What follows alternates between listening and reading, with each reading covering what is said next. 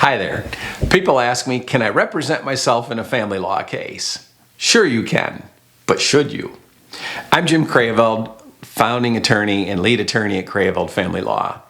Been doing this for nearly 30 years.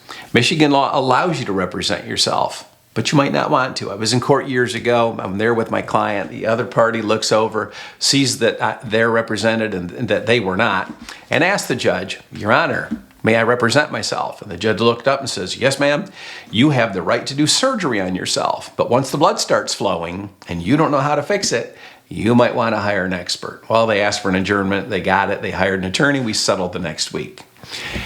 There are reasons why people probably shouldn't represent themselves in a family law case. For example, they don't know the deadlines. If they miss them, the other side can simply get what they're asking for. They don't know how to draft orders, so if there are decisions at the start of the case, middle of the case, anywhere along the case, or a final judgment, those orders and those judgments are final, and they have impact. A temporary order, what you get at a temporary motion hearing, is probably going to be in effect for 6 to 12 months. If you go to trial and a judge makes a ruling, the judgment is final. What you put in there for property terms is final and not modifiable. And even though custody and parenting times are modifiable with correct circumstances, it's probably going to cost you a lot more money to fix. So, instead of doing it right at a reasonable cost, you're spending a whole lot more on attorney's fees trying to fix things and changing them. That's always an uphill battle. Drafting has consequences because if you haven't thought of all the nuances or eventual potential pitfalls, again, you'll end up being back in court trying to address those issues. If you're low on funds, hire an attorney for the initial motion for temporary order hearing, because what happens at the start is going to be going through for months in your case.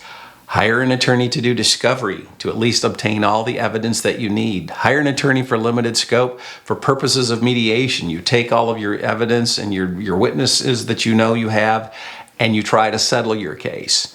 There are ways to at least go partially without an attorney. One of the biggest pitfalls is if you try to try the case and you actually try it without an attorney, your odds of going to appeal are probably zero. Very, very limited. If you didn't know how to object, you didn't know how to bring in witnesses, you didn't know how to question your witnesses, you didn't know how to offer exhibits and get them admitted, you won't have built up your case where you can at least bring all those issues to a court of appeals. So, I'm sure that you're understanding that yes, you may proceed through a divorce case without an attorney, but you probably shouldn't. It isn't wise. Consider all of these things. Until next time, thank you.